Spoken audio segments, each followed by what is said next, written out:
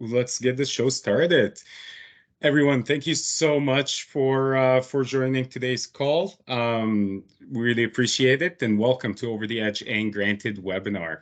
Today we have very excited conversation talking about small town big fundraising.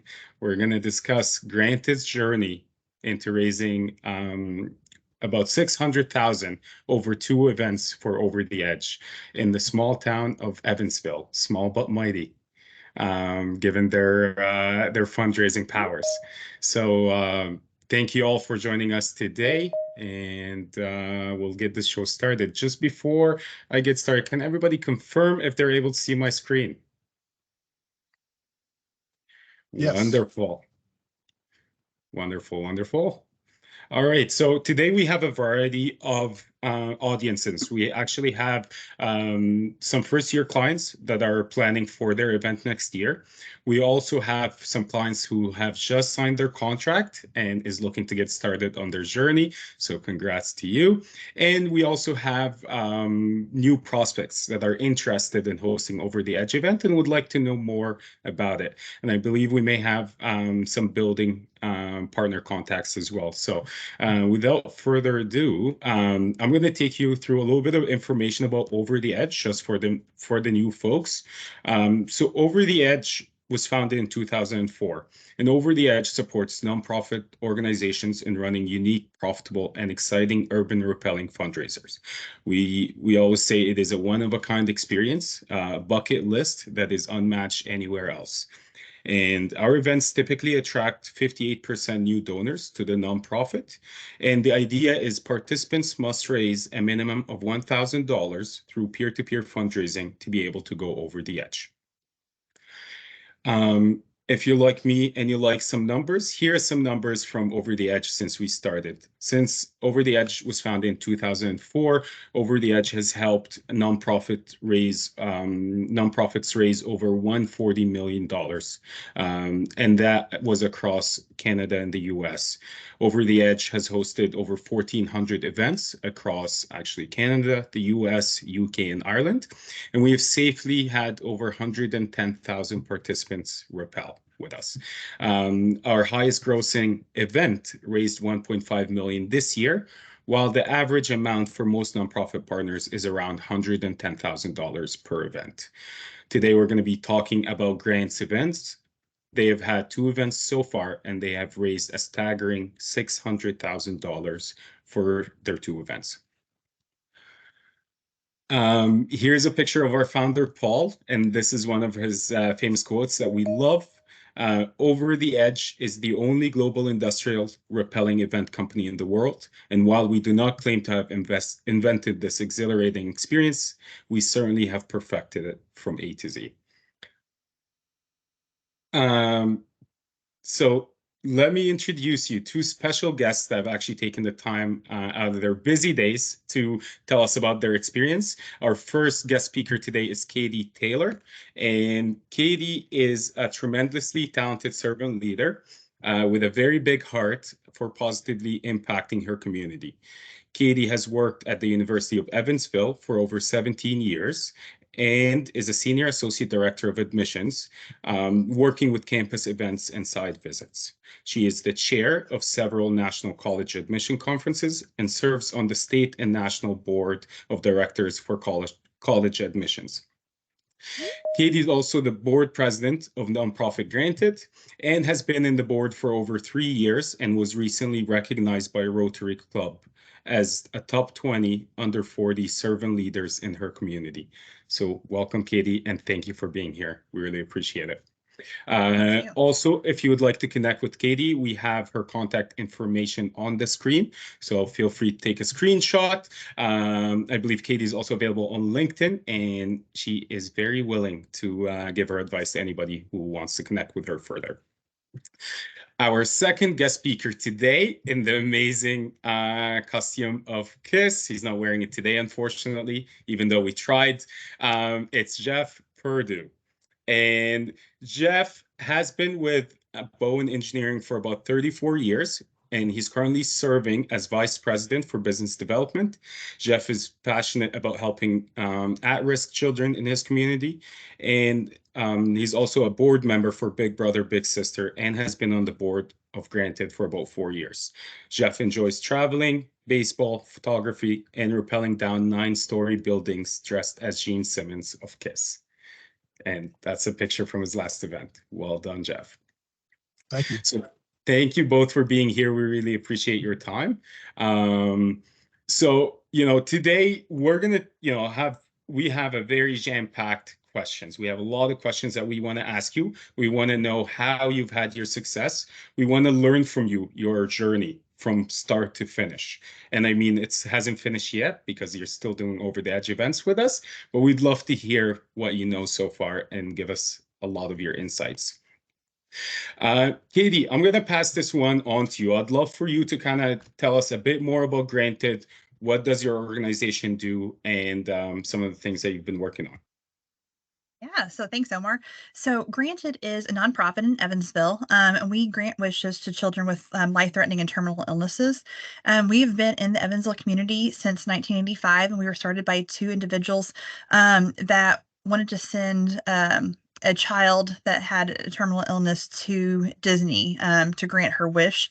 And then they were going to give the rest of the money that was left over from that trip to another nonprofit in Evansville. But knowing the difference that trip made, they ended up starting Granted and taking that money and then just building from there as we go. But we've been around since 1985. We service about a 100-mile radius from Evansville and service children ages 3 to 18. We are very unique in the fact is we don't just grant wishes. We also have a lot of Beyond the Wish programming, which is a lot of the fundraisers that we do. Obviously, we grant wishes, but we also service our families all year long through providing Christmas, providing meal cards, help with transportation to Riley's Children's Hospital or other hospitals that they go to for treatment, and really just kind of serve as that support base throughout the year. And so we're not just wish granting, but we wish grant and we do Beyond the Wish programming. And we have a very strong board, a strong staff, and just really all our board has a true passion for making sure that those dreams come true for those children. And they are really just life-changing dreams as well. So we are located in southern Indiana. I don't know if you're familiar with the Evansville area, but very southern tip of the state of Indiana. And then, like I said, 100 miles out, but we also work with other nonprofits within the city also to help enhance our programming as well. Amazing. And what I would add to what Katie said was, before we did our first Over the Edge event, our largest fundraiser was a $40,000 golf outing. So when you think about our first event raising almost $300,000, that will give you an indication of how transformative the Over the Edge events have been on our nonprofit. It's been game changing. Mm-hmm. That's amazing. Thank you, Jeff and Katie. I mean, all the pictures that you're going to see today in the slides are actually from Granted's event, and you're going to see tons of smiles, tons of laughter, and it's going to really speak about Granted's mission in really helping children have better experiences. And it's truly amazing granting wishes to children. That hits home, I think, for everyone. So. We actually have a couple of videos from Granted Children from Granted Children that we're gonna share with you today. So I'm gonna get to the next slide here, and you should be. What is the Over the Edge event? It's amazing. It's fun. It's exhilarating. It changed my life last year because I was a little scared at first, but after I did it, it basically changed my life. Like I could do pretty much anything I set my mind to. What was your brain saying to you when you were really scared? I can do just think about how many other kids that can do it, and that has done it.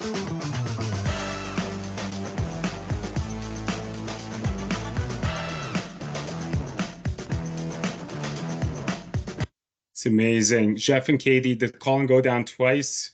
Mm-hmm. He's went down both years of our event. He's gone down both years, and he is a special young man that we will not put on live TV because we have to put a filter on him sometimes, but he is lovable and fearless. That's amazing. Colin is awesome. We also have another video here showing another kid, one of your kids. What is the over the edge event? Over the edge, like some animals. Repel. Oh yeah, I'm gonna repel up a 9 feet tall building. Scared? Nope, I'm built for danger. Will you use the force? I want to become a Mandalorian, you know. Oh yeah.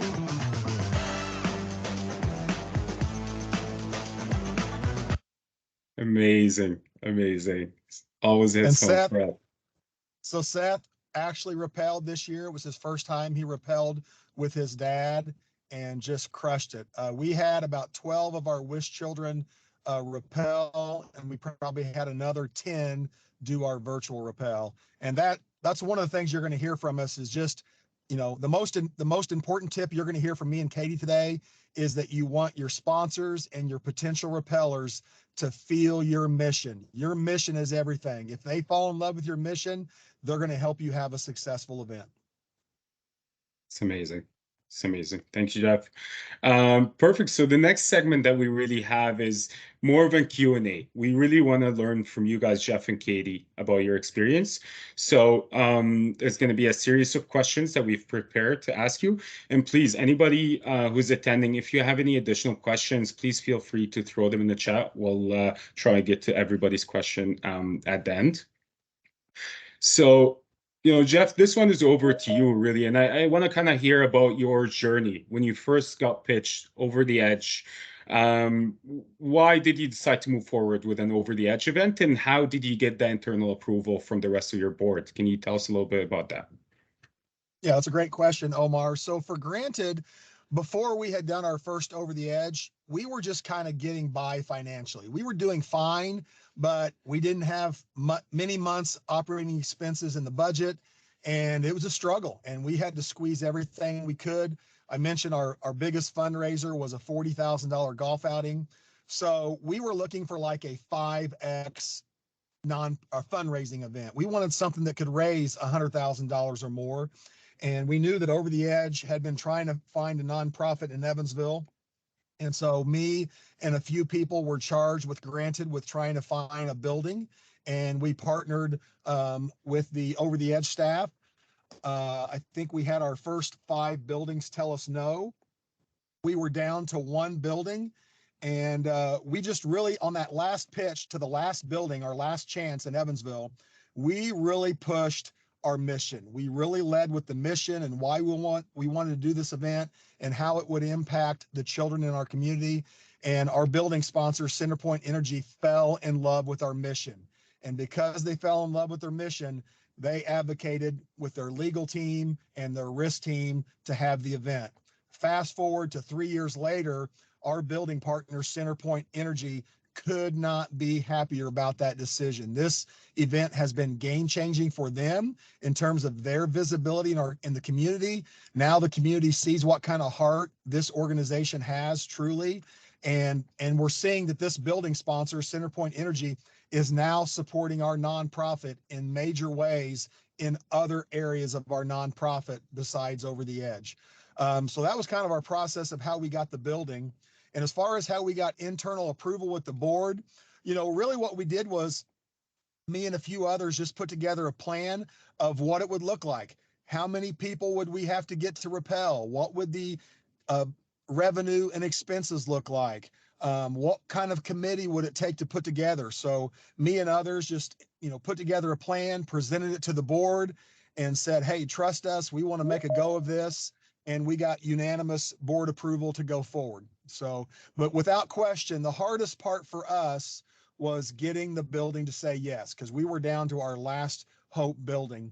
And if any of you have in that position where you're looking to talk to a building owner who will advocate why these events are great for the building owner, reach out to Katie and I, because Centerpoint Energy loves our event.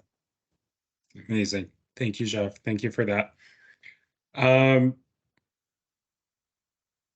Katie, over to you, really. And this question about once you got that yes, and I know Jeff touched point on the building. That's usually our first thing that we try and lock in once we get a new client.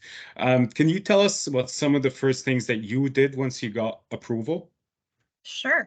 So I think one of the biggest things and one of the most important things to do once you get that approval is to, one, make sure your board is totally bought in and engaged in various aspects of the event, not necessarily on the planning committee, because there's a lot of other things you're probably doing within your board that they're on and serving on different fundraisers, but is get them involved and have some of them on your planning team. But the biggest thing is to establish a strong planning team. Jeff and I have been chairs of this event since the get-go, but our planning team pulls their weight. The planning team have subcommittees within your team, meet regularly with your team. We meet monthly with our planning team, and then we have subcommittee meetings throughout that month between the meetings. But once you establish a strong planning team, use their resources. You'll see in that picture there, that's Koa, he has the medallion on. One of our committee members helped design that. They printed it. We have various community members on our planning team, not just the board. We have several board members, but throughout the community, make sure you have connected people. You don't necessarily have to have connected people that have deep pockets or really connections to the fundraising aspect, but just that are willing to reach out, get people to sign up to fundraise, to complete their goals, help with marketing. We have marketing subcommittees. We have Repeller recruitment. We have event day logistics and VIP party. We have sponsors, but all of those individuals get the mission, understand the purpose of it, and are willing to go that above and beyond to make sure that everything is pulled together. Once you get your planning committee set and have a to-do list, make sure your meetings are meaningful, making sure you have an agenda, make sure they know what the end result goal is going to be, and have those goals. Every meeting we have with our planning team, the very first thing on our agenda is reviewing what the goals of the event are. If people lose that disconnect of why you're doing it, you've lost a lot. So make sure they constantly have that buy-in as far as what the goals are, what the end result is. And also find ways to thank them. They're doing it because of the mission and their buy-in, but the biggest things is just seeing the smiles when people are coming down, but just find ways to also thank them and have fun while you're planning as well. That's great. That's great. Thanks. And Katie, I don't know if you mentioned this when I dropped off, but right after we got our building approved, I think we were working with Kyle. I see Kyle on here. And one of the things we did was visited a couple over the edge events. So we had people go to an event in Louisville, and Katie and I worked through Kyle, and we went to an event down in Orlando at Give Kids the World's over the edge event. And that was immensely helpful because we never done this event and we wanted to go see one. So we took the time to go visit a couple events, and that was super helpful to see it in person as we were planning our first one. And it gives you, and kind of off what Jeff said, it gives you really good ideas and things to do. Not every event site's going to be the same. We have a huge parking lot where our base camp is that we can do a lot of programming activities and such. Not every event's the same, but it gives you ideas of what to do and what you can do. Plus also just seeing the swag items that you do, the setup, how the registration process goes. It gives you really good ideas. So if you're close by to some of the events, definitely do it. Our event is in April. We're actually are willing to host kind of a get together. And have people come to our event. So if you were interested in doing that, please reach out. We'll have some really good sessions, as well as just a VIP party that we have the day before and the event itself. So please reach out to Jeff and I if you would like to come, and we're working with Michelle and others on kind of getting like a pre-event kind of set up as far as to go over opportunities as well. That's amazing. And that best practice workshop that we're working with Michelle on, that will be April 26th in Evansville, Indiana. And then we'll have our VIP rappels and our VIP party on April 26th. And then the event April 27th. I think I got that right. The 25th is the best practices. 25th, the 26th is our VIP. Yeah. And the 27th is our event. So We'd love to have And you. we'll make sure we'll share more details about that as well, just for everybody who's available.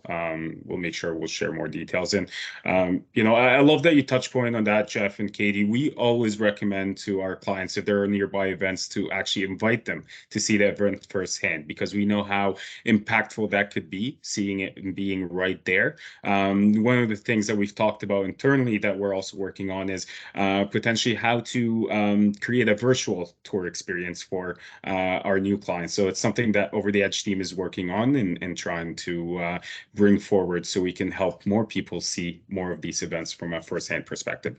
So thank you for mentioning that. I think to sum up mainly what you said, guys, having a strong committee is obviously vital to your success, and having a solid internal team that are working towards your one goal. Perfect. For this next one, I'm gonna push that one over to you, Jeff. Can you, what would you tell a nonprofit that may be considering an Over the Edge event? And obviously, when you first hear about Over the Edge, there's a lot of information. One of the things that could be asked, all right, well, it could be a higher price tag than what I'm usually, expected to see. And the other thing as well, how hard it might be for a participant to actually raise $1,000. I know that's something that usually come up for us is, how, and especially from maybe a smaller type of nonprofit that might not have a lot of connection. It's always, something that comes up, it might be harder to fundraise or peer-to-peer fundraise that $1,000. What would you tell a nonprofit that may be considering an OTE event? Yeah, I would tell a nonprofit that's considering it is that there's not many things you can do that could be as transformative to your nonprofit as this event. Transformative in terms of money raised, and transformative in terms of awareness. Let's just speak about the awareness. We are on the radio, TV stations, print publications, social media. We dominate our market the 2 to 3 months leading up to our event. Other nonprofits reach out to us and talk about how jealous they are, because it's just a unique event. People are drawn to it. They've never seen anything like this. So just in terms of awareness of your nonprofit's mission, there's not anything that I know of that you can do that can have that kind of impact, because it's so unique. Financially, I mean, look, we went from our biggest fundraiser being a $40,000 golf outing to now we've got a $300,000 plus event that is still growing. So there's not many things you can do to squeeze out of a gala or a golf outing or what other fundraiser that has the potential of this. Now, does it take a little effort? Does it take leadership? Does it take a team of strong, accountable people? Yeah, it does. These events don't run themselves. But the beautiful thing is, if you can put together a team of strong, accountable people, you can achieve incredible results. We live in a community of 100 and probably less than 120,000 people, and we're gonna gross over $300,000 on this event every year. So I would just say, do it. I don't know what else you could do that could have this kind of impact. And then your other question, Omar, about has it been difficult for people to raise $1,000? The answer is no. We don't have repellers that are having trouble raising $1,000. Why is that? Well, it's because we help them. Our committee puts together great little short videos. We put together a really cool PDF document that gives them fundraising tips. Our committee will help people raise fundraising. We're not going to make the calls for them, but we're going to give them great advice. We're going to give them great marketing assets. We're going to get them great little videos to use. But our repellers do not have trouble raising their $1,000 if they'll put in a little bit of effort. That's awesome. Thank you, Jeff. Thank you for that.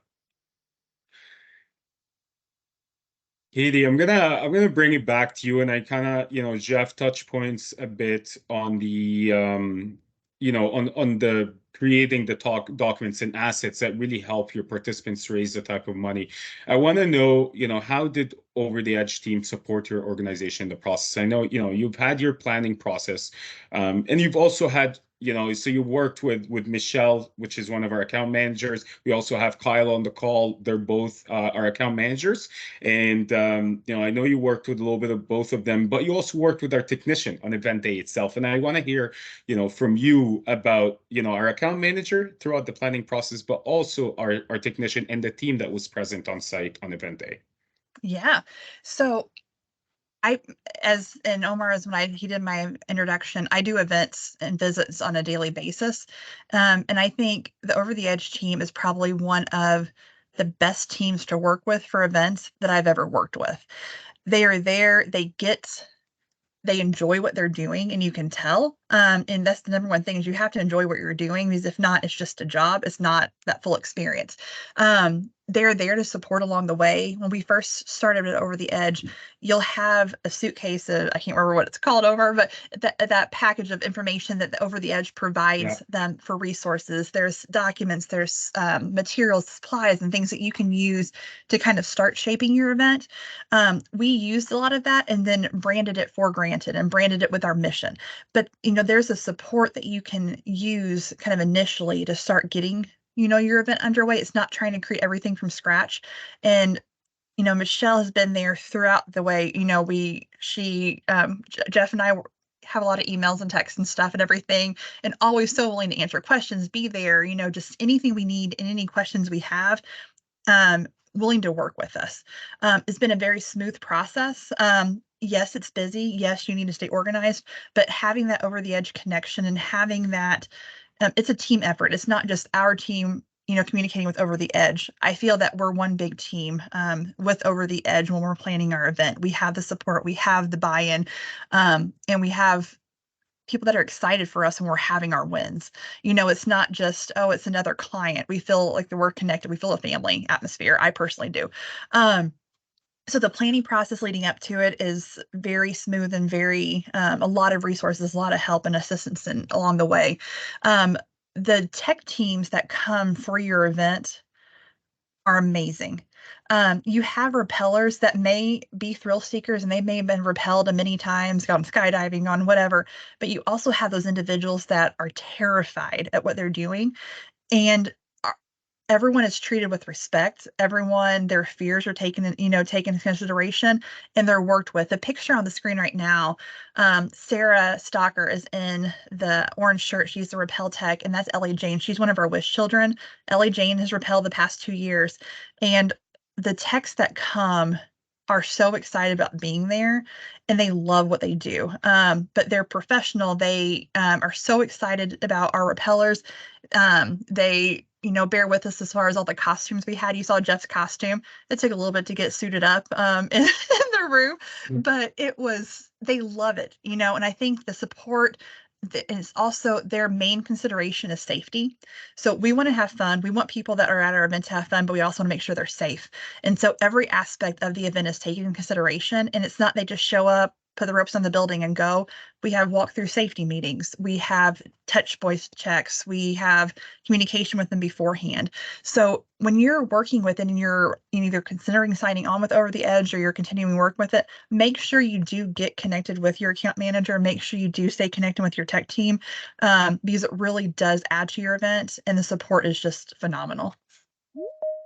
It's amazing. And the other thing I would add, that's awesome, Katie. The other thing I would add is, you know, one of the things Katie and I take pride in is we want everybody involved to feel like a VIP, right? We want our rappellers to feel like VIPs. We want our sponsors to feel like VIPs. We want our rope volunteers to feel like VIPs.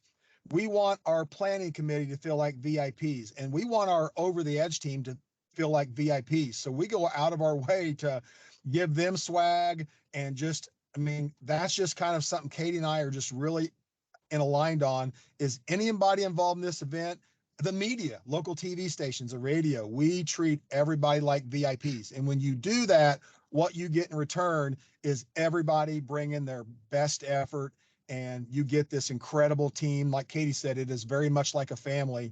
And so just, that's another thing, is just treat everybody involved in your event like a VIP. Jeff, let me tell you, we love swag. So please don't hold back on giving our team more swag. We love that. All right. All right. Amazing, amazing. That's been very helpful, Jeff and Katie. Thank you so much. Jeff, I know you really kind of touch point on this one. And I was gonna take it to you and ask you, kind of to describe how you secured your building. And you said you've reached out to multiple buildings. I think the building that you've got a yes from was the fifth or sixth one, and it was the last one available in Evansville. We always say this in our meetings, the best building is the one that really says yes. But can you maybe, and I'll rephrase this since you talked a little bit about it and, really touched on is the biggest thing was showing them the impact of your mission, how impactful that is. But could you tell us just kind of from going into that process, maybe having a preferred building to going to a building that wasn't preferred to you and having the success you had? Can you tell us, how did that go for you? And were you maybe worried that you weren't that you didn't get the right fit building? Can you tell us a bit more about that? Yeah. So when we first signed the contract with Over the Edge, we worked with the Over the Edge team and developing a plan for who our building prospects were. So I think we came up with 7 different buildings, and we had a little Excel spreadsheet or a Google Drive of, how many stories it is, or, we kind of prioritize them. This was an A building, or this is a priority B or a C. So we kind of work with the Over the Edge team to kind of develop this matrix of our prospect buildings. And then we would set up meetings. And then typically the Over the Edge team would develop a PowerPoint, and we would make a pitch jointly with the Over the Edge and Granted to the buildings. And we kept getting no's. And so at one point, we kind of adapted our presentation to the buildings, kind of out of panic because we were running out of prospects. So we kind of did a combined presentation that was combined Granted, our nonprofit, and Over the Edge, and to kind of really pitch it. And then when we got down to our last building, our last hope, we kind of switched something up where we led with our mission. We did not lead with the building pitch. We led with our mission, and that was the focus. Just here's what we do. Here's how we're impacting our community. If we have this event, here's how we'll then be able to impact our community. And oh, by the way, here's this Over the Edge event we want you to consider being our building sponsor. And I think that last approach was the approach that worked, and it was kind of a collaborative effort between us and Over the Edge. But, that would be my advice is lead with your mission. Get your building to fall in love with your mission. If they do that, they'll fight for you. If they aren't on board with your mission, why in the world would they want to sign up for an event? You know what I'm saying? So that would be my advice on that. What was your other question, Omer? Was there something else you wanted me to answer about that? Absolutely. And it was kind of really, did Granted have any prior relationship with the building partner? I think you kind of touched on that a little bit, that there wasn't a connection there. It was more of a cold outreach. But can you tell us more about how has that relationship grown further? Now that you've done first event, second event, and going into third event with the same building, can you tell us about that building relationship and also your sponsor relationship and outside of Over the Edge, and how did that develop further after the event? Katie, do you want to take that one, or you want me to? I can. So we didn't have a prior relationship except for through securing the building. But one thing as far as the building that relationship and how it's grown is when we were talking about the planning committee, we have members of the Centerpoint staff on our planning committee. So they are bought in through the whole process. It is very important to have those relationships and have those connections on your planning committee because you're going to have questions. What can we do? What can we not do? And so we had their communications liaison as well as another employee that helps through the planning process and as we go. So have those connections as you go. Also, get their other employees involved. We have multiple Centerpoint employees that rappel on the event. Some raise a lot of money. Centerpoint matches their fundraising. So work with your building sponsor to see if they do match funds and if they can put notes in their internal newsletters or in their elevators on starting a rappelling team. is that really does help, and they have that buy-in, they have that connection with that building. One of the Centerpoint employees is a wished father of one of our children, and so having that connection along the way, it adds to them as well, because they walked in that building the next day after the event and they're like, hey, I just rappelled down that building, and so it keeps that in their mind as well. Also, as you're doing it, and as you work with your over the edge account manager, you're going to need volunteers for your event. Centerpoint has asked us, which I think is amazing. They're not only letting us use their building, helping us financially, they've asked if they could have basically first right of refusal on volunteer shifts. So I work with one of the contacts when we get ready to actually get to the event and like setting up for the day. We have a list of all the volunteer spots we need, and they fill them with internally. There are some, there are rope volunteers, there are day of volunteers, but it gives them opportunities to volunteer, but also volunteer with their company and have that connection. So don't just use their building. Work with them on getting their employees involved. We host, like Jeff was saying, we treat everyone with VIPs. We have a VIP event the day before our main rappels, was after our media day that evening, and we host it in their lobby. And so they let us use their lobby as well. So I mean, it really ties the whole event together, keeping it in that same location. So build your partnership, because it not only is for that event, but they're huge supporters of Granted after the fact too. It's not just for Over the Edge. Katie, That's can you great. speak to how our relationship with Centerpoint has grown outside of Over the Edge? Yeah. So Centerpoint, they get our mission. They have the buy-in already. So we're in the process of building a granted House of Hope, which is a facility for us to do programming, our offices, have events for our families, a playground on site, various just things throughout the year, educational classes for the parents.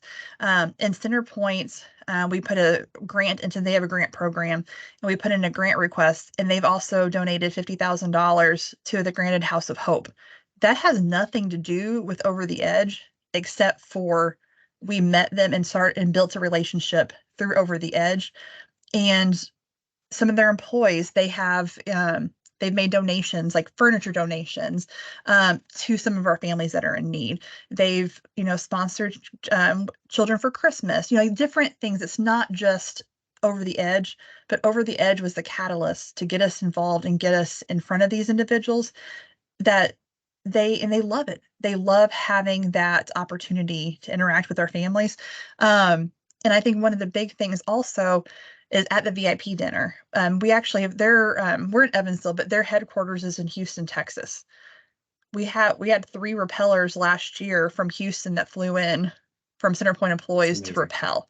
So I mean, it's not just the ones that are right here and handy. Like, they actually fly across the country to come and be involved, and they're going to have one of their meetings, their corporate meetings in Evansville next year or this upcoming year for Over the Edge, so they can have a rappelling team. So I mean, make sure that you present ways. Don't just assume that, oh, they're just giving you the building, that's all you need, because your building sponsor is going to want to be involved in that event, and they're going to be so much more engaged later on when they actually see it firsthand and not just giving you the permission. Katie, this is, couldn't be truer. The amount of times that we've seen, building hosts hesitant, and then the moment they've actually go through their first event, it's usually, when can we sign up, and when can we do this again next year? We absolutely loved it. And, I think you've nailed it when you said, you apply yourself and let that relationship open up doors to many more opportunities to further your mission, and build on what you already have. So that's amazing. I love that. Thank you for sharing that. Katie, I think I'm going to keep it with you for this one. And, I think it was about 175 rappellers that you guys have had that went over the edge. Can you tell us a bit about that? How did your recruitment strategy, did you kind of have a plan? And aside from personal asks, what really worked best for you, and how did you develop 172 or 175 participants to sign up to raise $1,000 to go over the edge? Sure. So the first year we had about 110, 100 to 110. And then last year we had about 174, 175. So the big thing, a lot of it is personal ask. I mean, that is something that's not something you can just totally get away from. But a lot of what we do, we have a repeller recruitment brochure that our board, that our committee, anybody that can take out and hand out to individuals, that has pictures of our wish children on it. It has information about the incentives they have. If they repel, raise $1,000 versus $1,250 versus up and up, and how that's going to impact them as well as granted. And so it's a visual representation that can actually be handed, that's tangible to hand out. This year, we're also doing something new. We're doing business cards, and our repeller recruitment team actually has a line they can write their name and number on it, as they can hand out at their office, at businesses.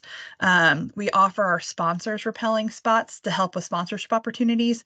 But a lot of what we saw this past year, so those are kind of like the standard things to do, are getting a few people connected that are very engaged in the community, have good basis, and do challenges, starting who can get the biggest team, who can do what kind of costumes. We had probably all of our repellers except for, I think maybe 20 or so, Jeff, we decided, we're in costumes. It may be simple costumes. We had our biggest team. We had a 60-person repeller or recruitment or repeller team of that were the Star Spangled Danglers, and it could just be a red, white, and blue shirt. It could be, I think Holly was on there earlier that had a head to toe like Wonder Woman costume or Captain America costume. But just like the excitement gets people to go. We have billboards. We have a fantastic media partner. That is probably, I know I'm stealing one of my tips for later on, saying it now, but have a good media strategy. Don't just say, oh, I'm going to put it on Facebook and be done with it. Be on the radio, create videos, have a billboard, anything you can do to get in front of people. We have, like right now, we have, I think maybe 35 or so, 40 people signed up to repel, which is very standard in past years, until when January is when our media blitz really hits with our Town Square media partners. And they're a media group that has multiple stations across multiple genres, age groups. And we broadcast on them a lot. We've worked out to where they're a partner with us. So they give us a very great deal with advertising. Members of our committee go in and record spots. Some of the children record spots put on the radio, but they are just blasted. You can't get in your car and drive for 10 minutes without hearing an ad. We also have a really good relationship with our TV media in town. We have Midday with Mike. We have various morning shows, and we have some of our past repellers go on. It's not just us on the committee, but it's past repellers going on in costume on the TV, talking about why granted, why over the edge, and the excitement shows. So make sure the people you put on the radio, put in front of the camera, they have that excitement and they have that, that bought into the mission, because they're going to then show your mission to those that you want to see the commercials. Personal asks are always good, but make sure the media are recruitment numbers skyrocket about mid-January once the media hits. And I mean, it's just bought in. And then in addition, your media partners that everyone knows in town, Bobby and Liberty, everyone knows Bobby and Liberty. They're the morning show on one of the stations. They're there on site the day of, and they're our MCs and our announcers at the event. They volunteer their time. We give them a repelling spot if they want one. Sometimes they do, sometimes they don't. But they're there all throughout the day, broadcasting, emceeing, engaging, doing interviews once the individuals get down and are in base camp. So I mean, they're constantly engaging. Another strategy we used on site, we want to have a street party. I mean, we have a huge street party the day of, and the repeller right here in front of you on the screen holding Koa, he's the owner of Rumble Boxing Gym, and he repelled, he raised his funds, but he also did a class on site for people that wanted to do a class. And so, have some of your repellers like highlight their businesses, and have them be present there, because then they're going to get their clients involved. Their clients will sign up, their employees will sign up. So it's just that trickle effect. So if you get those right people bought in, it just all trickles down. I love that, Katie. And I mean, I can't tell you enough how brilliant I thought the costume idea when I saw it. I was like, this is pretty much hikes up the excitement by 100. Like seeing so many different costumes, I think is amazing. And uh, I really want to echo, and I love what you said about inviting small businesses to your ground party. The more vendors and the more activities and the more initiatives you have down there is absolutely essential to have a successful ground party. And Katie, did you raise I'm assuming you've had kind of smaller fundraising initiatives on the ground as well during your ground party? Yeah, so we have food trucks at our ground party. We worked with the food trucks and they donated a percentage of their profits back to Granted. We had a cornhole tournament where it was a outside agency that has like a cornhole group in town. We promoted it, but they planned it, they organized it, they carried it out. So we did really nothing except for just get connected with them. But they donated the profits back to us. We have a wishing well that people can just drop their change in. Not everyone can afford to give 20, 30 bucks, but they can maybe give $1 or $2 or their change out of their pocket. So we have a wishing well. We also have in April in Evansville, it can be hot, it can be cold, it can be windy, who knows?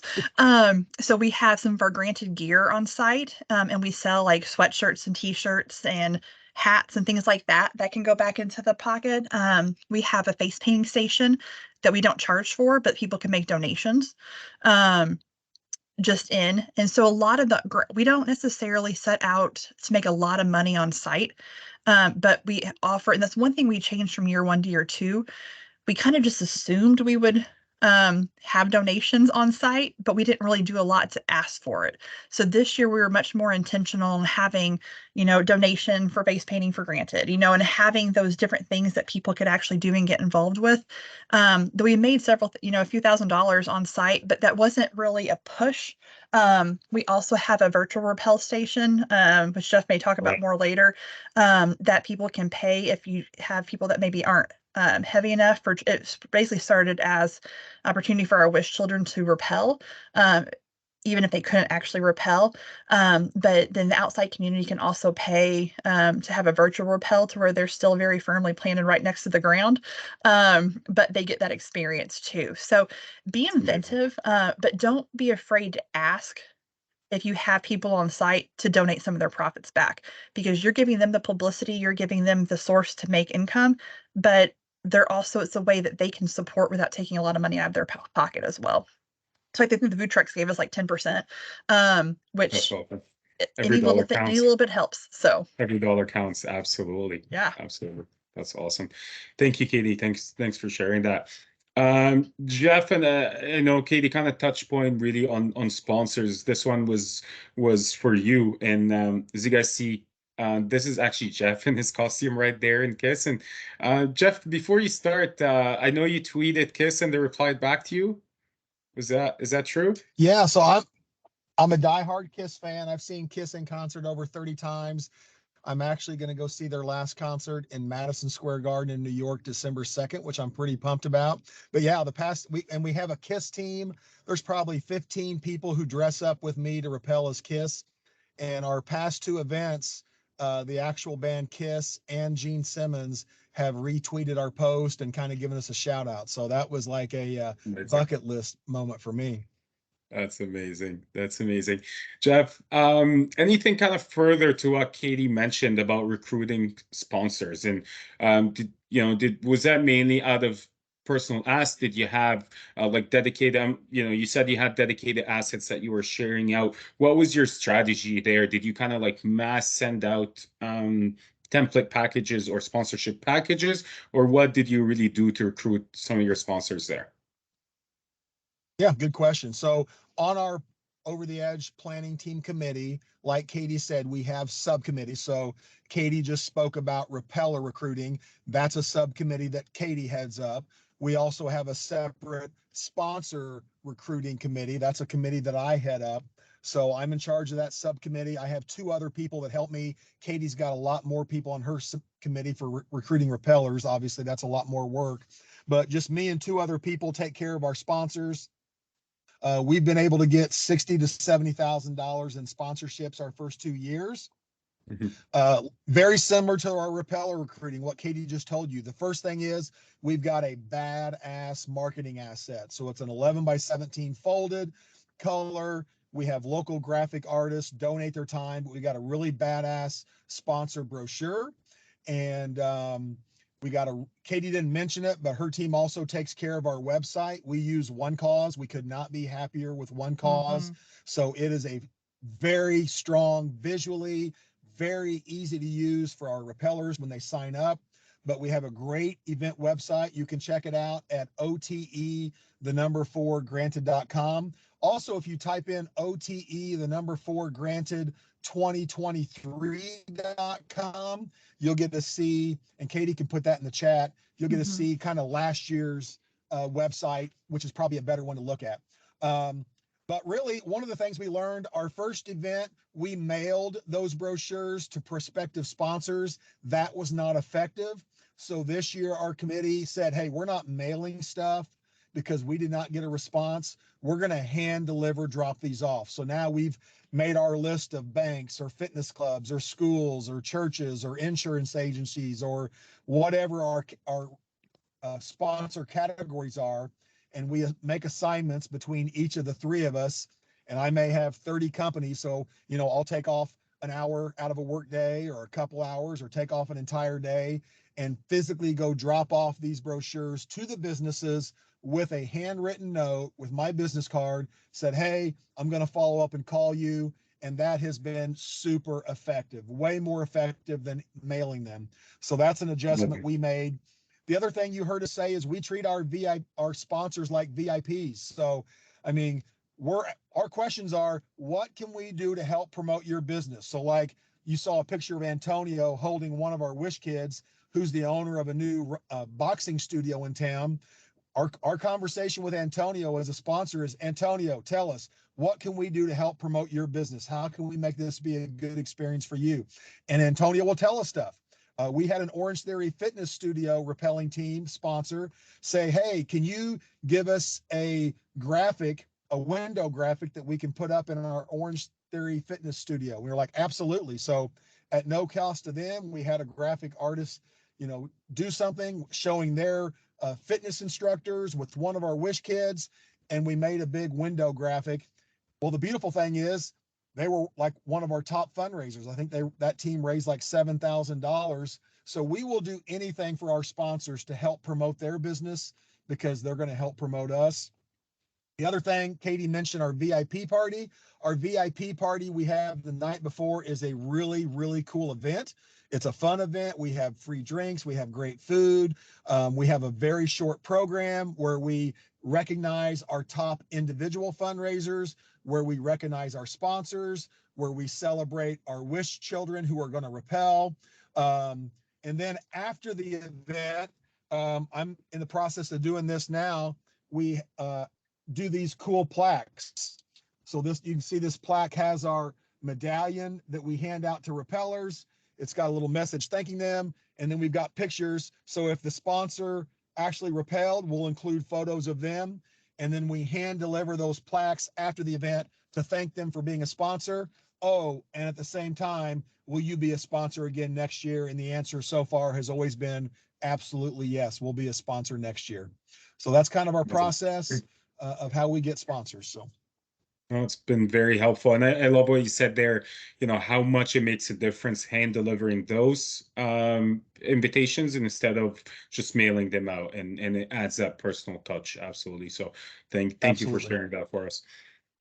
Just to be mindful of everybody's time, you know, the next question that we had was really around the process of building your event planning team and how do you hold them accountable? I know I know you guys talked about this, having subcommittees and, and holding, monthly meetings and making sure everybody's on target. So really, I'm not going to spend too much time on this question. I'm going to, skip to the next one. And next one was around what are the top 3 things that you credit with the success of your event, and what golden nuggets have you learned now from hosting? So, something that maybe you've done in second year after you went through the process in first year that you didn't do at that first year that worked better for you. So I think I'll Share one. So we, the first year, when you get all these sponsors, you want to make sure, like Jeff said, you want to make sure we thank them, we focus on them. Is we changed the side of the buildings we were rappelling on, which did help with this process. But we had like the vinyl banners that we had to find some place to hold them on, to put the ropes and attach them. But they weren't in our pictures. They weren't like they were there, but they weren't there as a focus. When we changed the size of the buildings, we came down and we had kind of a glassed entranceway where the base camp was. Is we highlight our sponsors in that area, and we have window decals for the most part of it. We have it by the check-in area. We have it by base camp. We have it by just different areas for the rope sponsors, that we have those. So whenever there's pictures taken of the event, we have it there. And we also, first year we did it, but the second year we just increased it even more so, is having our children there and involved. They love it because they're the ones that when the individual repeller gets to the ground and they're standing there and that they have that rush of rappelling down 9 stories, they're getting done. One of our children will go up and put the medallion around the rappeller's neck. I mean, you can't connect much more to your mission than why you're rappelling, why you're raising these funds, and seeing those faces with the smiles on their face, putting that medallion around your neck. And then I think those are 2 big ones. Also, just everything we do, we tie it back to the mission, whether it's a picture, whether it's a focus, whether it's a mindset as we're going through things, we tie it back to our mission and to why we're doing it. And people can tell. Everyone feels that while they're there, and that excitement level is just so exciting. That's awesome. Yeah, and I would echo what Katie said. For me, our top 3 of why our 2 events have been so successful. Number 1, we communicate our mission. We lead with Granted's mission. That's what it's all about. We lead with the mission to get people to fall in love with our mission. Number 2, we put together a kick-ass accountable planning team. It's not super big, but they are strong, kick-ass accountable people. And our third thing is we work really hard. We're very intentional about building a partnership with our Over the Edge team, with Kyle, with Michelle, with others we work with, to really develop a rapport and a relationship, because they've been invaluable to us. So to me, that's our top 3. Thank you, Jeff. Thank you, Katie. Perfect. One of the biggest questions that we get asked, and this is, keep in mind, we've had nonprofit partners that have been hosting their Over the Edge event for, over 15 years now. One of the examples is Special Olympics Hawaii. They're a big veteran of ours. And, to either of you, whether Jeff or Katie, are you worried that your OTE event will lose its flame? So, Go ahead, Katie. I am not. I think we have multiple more years out of just how we're doing it right now. One thing, and we've talked many times as far as like what happens when it does start to fizzle, or will it even start to fizzle, is we've held back some of our ideas because right now everything is working fine. We're getting the number we want, we're raising the funds we want, we have the excitement at the base camp. It's working right now how it is, but we've talked about having a night rappel, and having that added extra. Would you charge, $1,500 requirement to have a night rappel? But we don't need that right now. So that's in our back pocket. But we're already starting to make lists of things that we can do, that we can add, that we can implement, if things do start to fizzle with our community and with how many people are involved. Every year, it's like, why did you do this? Well, because so-and-so did it last year. And so like people, it's just the word of mouth is definitely there, but don't show all your cards that first year, keep some things back so where you can refresh it. Because if it does start to get to that point where, it's the same group every time or the same type of event, have things in your back pocket that you can pull out, that you can implement in that year, 4, 5, 6, whatever year that you need to start implementing it. But don't stay stagnant. Don't just not plan ahead. Think 3 years out, think 4 years out, as far as maybe what you can do to, to enhance it, to just make it an exciting thing, if it does start to fizzle. But I'm not worried about it really. I think to say that you're not making any plans would be, wrong. I think we're making plans, but like right now, I think we're really good. That's amazing. And I love that. Michelle told us in 5 years we can offer over the edge base jumping. So we're excited about when that That's happens right. too. So That's right. Don't do that to me. We're working on all sorts of new initiative, and I know the team has had further discussions around zip lining, night rappel, and different things that we could really offer to make the things exciting. And Katie, I love that Steve Jobs mindset. Hold back on the technology and don't release everything in the next iPhone right away, right? Hold back some stuff in your back pocket. So I love that. That's awesome. Next question, I know we covered a lot, so I want to thank you both, Katie and Jeff, but is there to either of you really, is there anything else that you would like to share that we haven't talked about already, or anything that's over your mind that you think might be helpful to anybody that's attending? I would say, me and Katie are a pretty awesome team together because we are very like-minded. And me and Katie both think big. We are both abundant mindset thinkers. We think things can happen, will happen. We set really high goals. And it's just amazing that when, as a leader, when you think big and you kind of like get people excited, like, yeah, this is going to happen. We're going to do this, and how people just buy in. And as opposed to if you're like stressing over it, or you have a scarcity mindset, or you're like, man, I don't know if we can do this, and it's just this negative tone, guess what? That's where you're going to end up. So I would just say, make sure you have people who are confident, abundant thinkers, think big, set big goals, and it's amazing what happens if you do that. It's awesome. I totally agree. And I think make sure you're having fun with it too. Because it's a fun event. For us, we're doing it for the children. It's not just a job. It's something we have true passion about.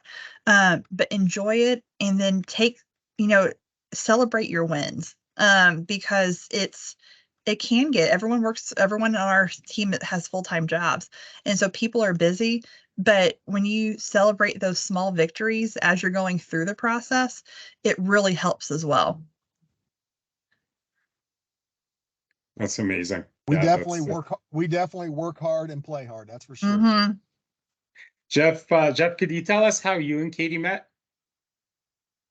Yeah, so I'm actually in the parking lot of where Katie and I met. So Katie and I were involved in a really cool community project in Evansville, Indiana, to build a playground that was funded by the community and built by the community. It's called Mickey's Kingdom Playground. And I was in charge of fundraising, and Katie was in charge of volunteers. So we did I don't know, Katie, was it a 10-day community build? The main was 9-day, then we had another 4-day pickup, and we had over was it almost 5,000 volunteers. It was totally community ran, community build. But it was probably one of the best projects I've ever done. That's awesome. Yeah. So after that experience, my personal comment was, whatever I'm going to get involved in the future, Katie's going to be by my side, because I was just in awe of how she executed. I mean, she is just she would be a great general in the Marines or the Army, or a Navy SEAL. I mean, because she freaking executes. So that's awesome. That's a good one. Find somebody who executes on your team. That's right. Absolutely. Apply yourself. Perfect. And again, we've asked you so much today. So let's end it with, what do you love the most about Over the Edge, whether your event and or the company itself? Katie, you can go first. So for the event, I think what I love most about it is talking to the rappellers when they're checking in and they're getting ready and they're going, through getting geared up and everything. And you can see on their face, they're like, I can't do this. I can't do this. I'm terrified. This is not possible. And then you see them and talk to them when they actually get done and land in base camp. And the level of confidence and the level of excitement that they have it's mind blowing. Even for those that have done it before, it just is a totally different experience, because I think when you're going down, you are thinking of the mission, you're thinking of the children, you're thinking of everything, that it really empowers you, just to do something else and make a difference. And so I think that for the event, I think as far as the company, I think what I love most about it is the fact it's not just a company that you're contracting with, and there are fees, there are things that you're doing, obviously, that has to take place, but you have people that you're working with through the company that love your organization and love what you're doing just as much as you do. And that's rare, because a lot of times it's just a job, that you're there for. But at no point with Over the Edge I've ever felt that we're just a client, because the buy-in and the excitement for us is there just as much as it is for us for our events. As much as it's cliche, as who would say, as Fast and Furious made it cliche to say, you guys are family to us for sure. Always, I think, Michelle speaks volume about your organization. She loves working with you both, and I saw her earlier pointing to herself. So we'll give Michelle credit. Working with Michelle is absolutely amazing, I'm sure. So we're lucky to have you, and I'm sure you're lucky to have Michelle as well. Thank you guys so much for that. We really appreciate it. Here's a final picture of Jeff's KISS team that repelled. And, we always say this, together we can raise funds and transform lives. And that's exactly what we're here to do. Supporting hundreds of nonprofits, get their mission out there, have more exposure, and have a unique one-of-a-kind event to raise more money and make their mission go further along. What I'm gonna do is I'm gonna just kind of stop sharing my screen here for a minute, and I'm gonna. I know we've already went over our time, so I really appreciate both Jeff and Katie and everybody who's attending today. I know the chat, there's been a lot of questions back and forth, and thank you to everybody who's been replying. I haven't been able to respond to that. Anybody who has any questions, now would be the time. If you have any extra questions, please throw them in there.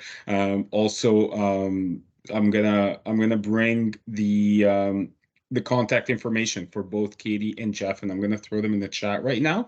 And if you have any questions, they have given me the okay for you to reach out and ask them any questions you may have. So I'm gonna go ahead and do that right now.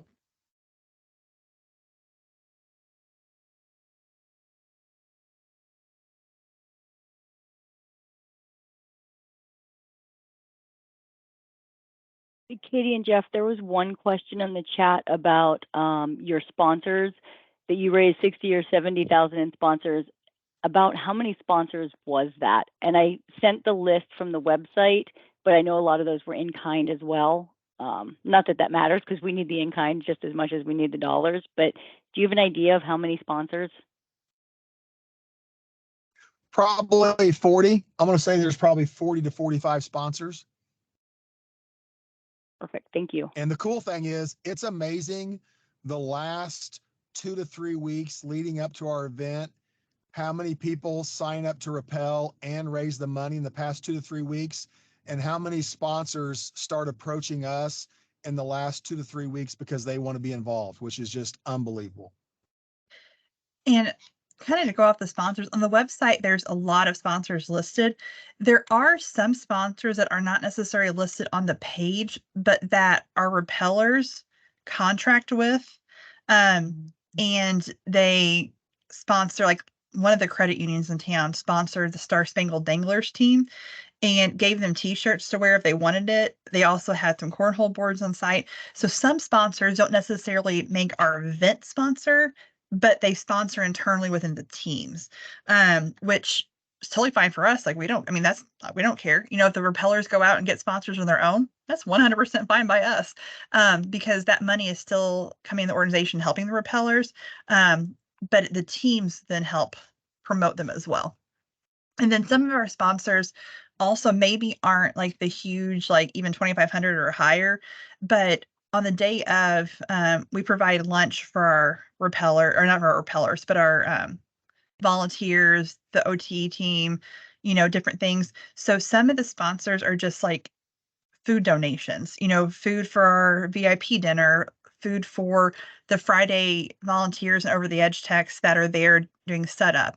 So a lot of the just breakfasts and coffee of a morning to have on site for our volunteers. So we don't actually put them on the website, but on site we have a special thanks to and another decal. So it's not necessarily sponsorship level at 2,500 or higher, or even in kind, but it's those like a few $100s that are donated that we still do thank them on site, but not on the website, just because those are the higher level sponsors. But even those, a couple $100 meal that you're not buying, make sure to thank them though, and send thank you cards afterwards as well, because we've had the same person that sponsored our lunch on Friday each year, and they're going to do it again this year, just because we asked, and then we thank them as well. Love that. I absolutely love that. Awesome. We're about 15 minutes over. So again, I can't thank you guys enough for your time. I know you both have very busy days and you both have your full time, aside from all the good work that you do with Granted and the different organizations. So thank you again so much. It doesn't seem like we have any more questions coming through the chat, so I'm gonna wrap it up here. Thank you to everybody who attended the event today. We're gonna be sending out a recording for the webinar after, so please, you should be able to expect that.